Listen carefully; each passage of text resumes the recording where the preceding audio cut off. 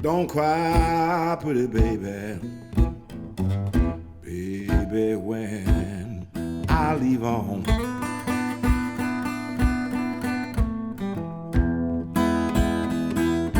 Oh, don't cry, pretty baby.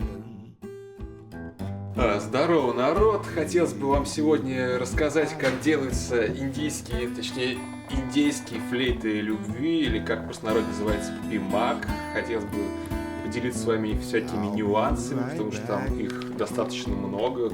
Ну, как при любом изготовлении музыкальных инструментов. Вот, просто люди интересуются, спрашивают, как ты делаешь. Я просто делаю для себя, мне это нравится тема, не на продажу. Так что хотелось бы и вам показать, рассказать и вообще там, не знаю, раскрыть какую-то тему. Потому что на ютубе что-то таких видосов не видел. Пришлось учиться по зарубежным видео, но там ничего не понятно. Вот. Ну, может быть, это будет вам полезно, так что погнали. В лесу я нашел уже вот такую сухую веточку клена, которая имеет интересное навершие. Его можно в конечном итоге обыграть и сделать голову, похожую на рогатую гадюку, например. Вот. Если вы берете свежеспиленную древесину, то ее придется сушить очень долго, по всем правилам, до полугода. И лучше, конечно, брать сухую. Можно и свежую, но не советую, начинает вести и лопаться она будет. Зато обрабатывается легче. Что касается длины, она отталкивается от диаметра флейты. И мы вычтем по вот такой вот таблице, которую до нас придумали умные люди. И при диаметре где-то около 3 сантиметров длина у нас будет 57-60. Но я сделал чуть подлиннее, чтобы подготовительная камера была чуть пообъемнее. Кстати, по поводу дерева.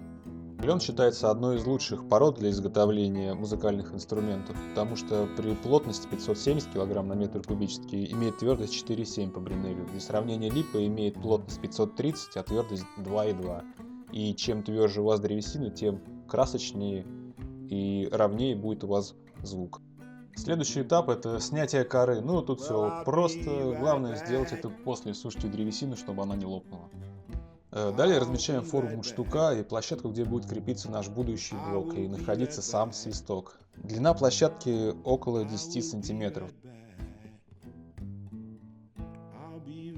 Делаем примерную форму мундштука и площадки. Площадка должна быть идеально ровная, чтобы воздух в процессе игры никуда не просачивался. Тут лучше, конечно, использовать шлифовальный станок, но и нож подойдет, желательно острый.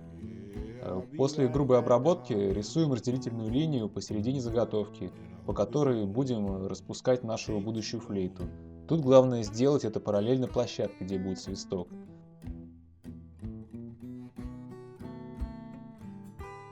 Для распуска я использую обычный лобзик, но вместо грубой пилки по дереву использую пилку по металлу с маленькими зубьями.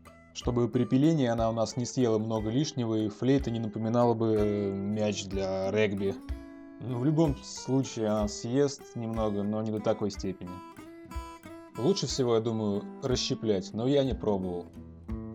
Так, на улице у нас погода хорошая, солнце выглянуло, так что лучше туда пойти, и там и по качеству получше будет у нас. В процессе распуска заготовки пилка у меня то и дело уводила в разные стороны, и как бы я ни старался, ровно все равно не получилось, но это не так страшно, я считаю. Грешу на чудо китайский верстак, который я купил в Леруа за 1500, так что если будут лишние деньги, можно раскошелиться и купить что-то понадежнее. Намечаем место, где будет свисток, и отталкиваясь от его расположения, намечаем наши будущие камеры. Отверстие должно находиться возле самого края свистковой камеры.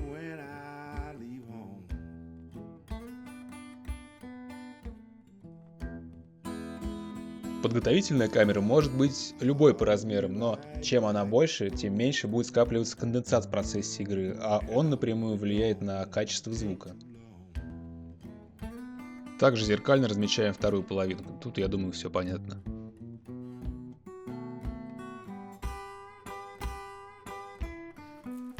Так, теперь выбираем рабочую полость во флейте.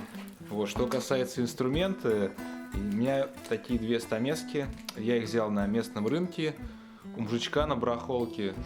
Вот, он сказал, они сделаны в Беларуси, кованые, ну, по ним видно, в принципе, сталь отличная, заточку держит вообще замечательно.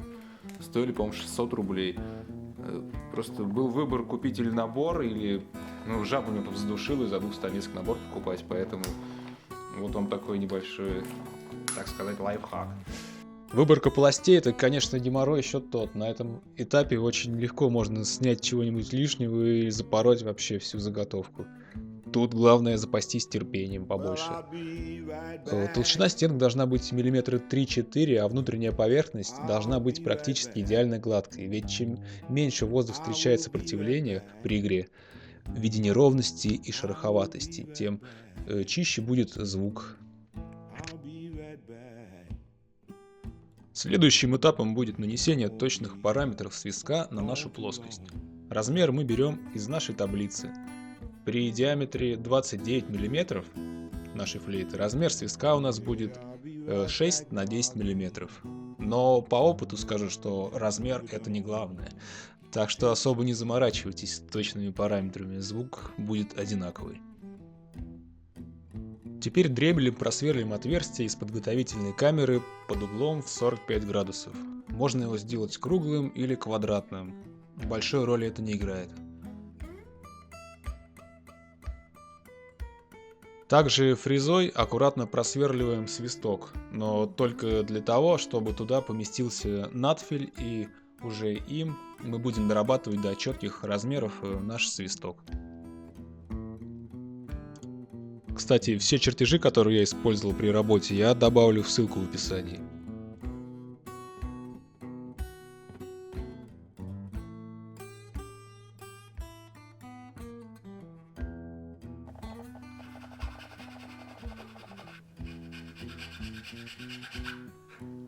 При изготовлении свистка и выведении лезвия надо бы включить свою усидчивость.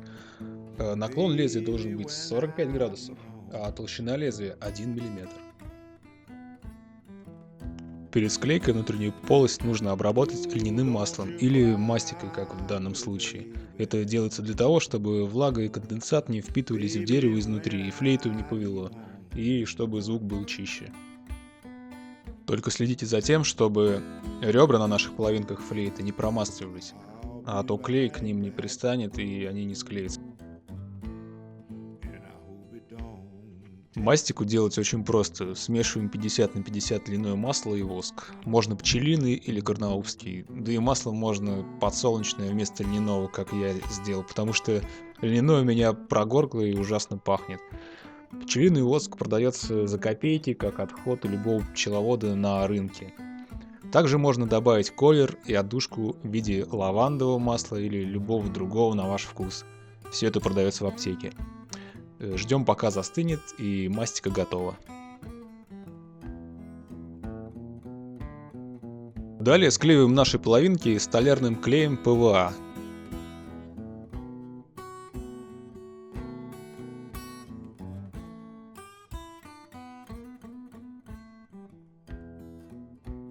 И фиксируем их при помощи хомутов и струбцин. У меня с этим, правда, дефицит, потому что все куда-то потерялось. Но если все ровно, то и так сойдет. В местах склейки могут образоваться зазоры, так что здесь мы тоже все промажем клеем, а когда он высохнет, просто срежем все лишнее ножом. Заготовка сохла часов 7-10, я оставил ее на ночь. Главное не верить производителю, который пишет то, что через 15 минут все склеится намертво. Просто поверьте на слово. Снимаем все лишнее, шкурим и придаем конечную форму флейте.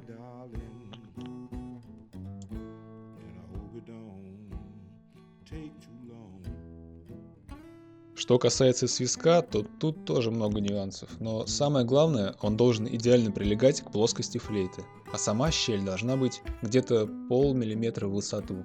Если заморочиться, то можно сделать небольшой скос на выходе градусов под 70 примерно и боковые грани, чтобы воздух был четко направлен на лезвие.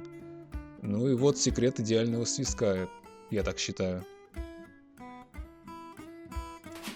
Так, теперь переходим к самому интересному — настройке флейты. Я распечатал вот такую вот, значит, штуку, пентатонику.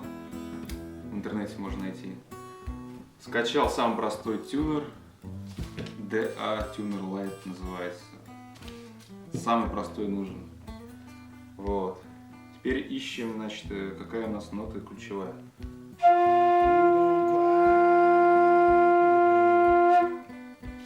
Так, F получается, да? Даже подстроечного отверстия строить не пришлось. Если нота не попадает, можно подстроечное отверстие здесь просверлить где-нибудь снизу там и подстроить, чтобы под ключевую как бы ноту все попадало. Вот, теперь берем древель, размечаем мысленно флейту на 3 части, на 1/3 от конца. Примерно делаем, размечаем. Так, размечаем наши будущие отверстия. Подстраиваем все под себя, как вам удобно. Вот, примерно.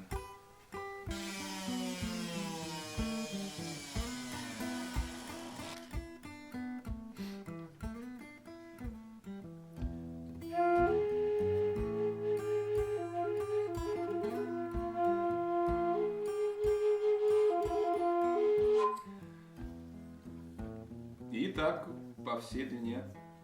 Все 5 отверстий.